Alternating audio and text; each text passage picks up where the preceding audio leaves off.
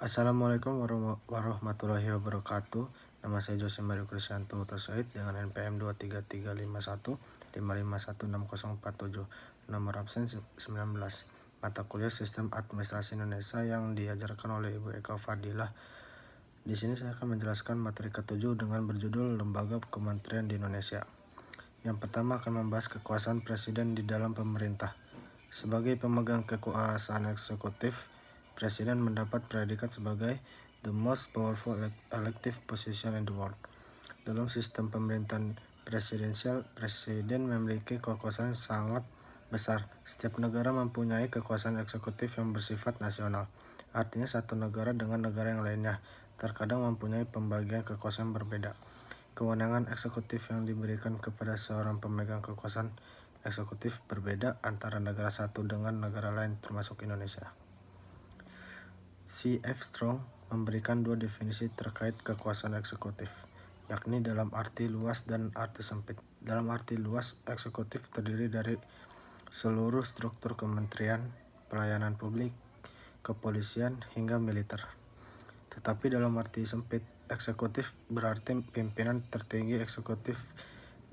Dilihat dari definisi tersebut di Indonesia, maka yang disebut eksekutif dalam arti sempit adalah presiden dan wakil presiden. Lalu selanjutnya ada 3 fungsi utama kekuasaan eksekutif. Yang pertama itu membuat konsep. Setiap kebijakan yang dibuat eksekutif harus dielaborasi sedemikian rupa agar dibuat realistis atau agar kebijakan tersebut dapat diimplementasikan di masyarakat dan secara politis dapat diterima. Dapat diimplementasikan di masyarakat. Hal ini penting karena eksekutif dipilih langsung oleh masyarakat, terutama di Indonesia. Jadi, harus mempertanggungjawabkan kewenangan yang diberikan kepadanya. Sehingga setiap konsep yang dibuat oleh presiden sebagai pemegang kekuasaan eksekutif harus dapat diimplementasikan. Secara politis dapat diterima. Ini berarti bahwa setiap konsep kebijakan yang dibuat oleh presiden harus dapat diterima oleh setiap teman politiknya maupun lawan politiknya. Sehingga diharapkan ini menjadi salah satu langkah seorang presiden jika dia ingin dimenangkan kembali di pemilu periode berikutnya. Yang kedua, implementasi. Setelah membuat konsep, maka harus mengimplementasikan konsep yang telah dibuat tersebut. Setiap kebijakan harus dipastikan dilaksanakan dengan baik dengan menunjukkan dan mensupervisi birokrasi yang mampu melaksanakan tugas pelaksanaan kebijakan tersebut. Lalu yang ketiga, koordinasi. Melakukan fungsi koordinasi antar pelaksana kebijakan dan antar kebijakan sehingga berjalan harmoni dan tidak ada yang bertentangan atau tumpang tindih. Presiden terutama di negara yang menganut sistem presidensial dan dipilih secara langsung seperti di Indonesia memilih karakter pemilu zero sum. Zero sum artinya presiden mendapatkan semua suara, dalam kurung the winner takes all. Jadi pemegang pemilihan mendapatkan semua kekuasaan sehingga dapat langsung memulai pemerintahannya tanpa harus mempertimbangkan kekuatan politik lain. Sehingga presiden ketika sudah terpilih, maka dialah yang dapat menentukan koalisi atau kabinetnya. Presiden juga mempunyai kewenangan yang sangat besar dalam pemerintahannya. Sehingga presiden punya kewenangan untuk membuat kabinet atau yang kita kenal dengan kementerian. Selanjutnya, presiden dibantu oleh kelompok kerja yang dinamakan kabinet, council atau kementerian. Kekuasaan presiden dalam melakukan pengangkatan anggota kabinetnya dalam kurung appointment power, sehingga prinsip digunakan untuk mendapatkan kesuksesan kebijakan ataupun untuk memperoleh dukungan politik.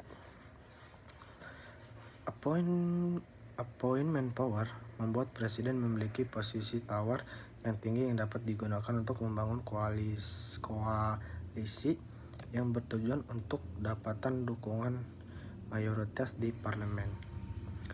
Seorang presiden dalam perjalanannya dapat melakukan kabinet reshuffle.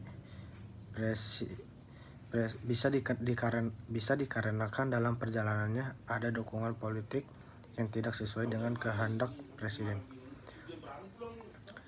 Gallardo mengatakan bahwa kabinet reshuffle adalah sebuah strategi yang eksplisit dalam proses tawar-menawar politik. Kemudian pembahasan selanjutnya adalah Lembaga Kementerian Indonesia. Pembagian urusan kementerian itu ada 3. 1. Nomenklaturnya disebutkan dalam Undang-Undang 45 dalam kurung Kemenlu, Kemendagri, dan Kemhan. Lalu yang kedua, ruang lingkupnya disebutkan dalam Undang-Undang 45 dalam kurung Kementerian Eko, Kemenak, dan Pendidikan. Yang ketiga, urusan dalam rangka penajaman, koordinasi, dan sinkronisasi program pemerintah. Dalam Undang-Undang Nomor 39 Tahun 2008, Kementerian Negara atau dalam kurung kementerian adalah perangkat pemerintah yang membidangi urusan tertentu dalam pemerintah. Menteri negara adalah pembantu presiden yang memimpin kementerian. Lalu pembentukan kementerian. Dalam pasal Undang-Undang Nomor 39 Tahun 2008 disebutkan batas maksimal kementerian dalam satu kabinet adalah 34 kementerian dengan pertimbangan 1. Efisiensi dan efektivitas. 2. Cakupan tugas dan proporsionalitas beban tugas. Ketiga, kesinambungan, keselarasan, dan keterpaduan pelaksana tugas. Keempat, perkembangan lingkungan global.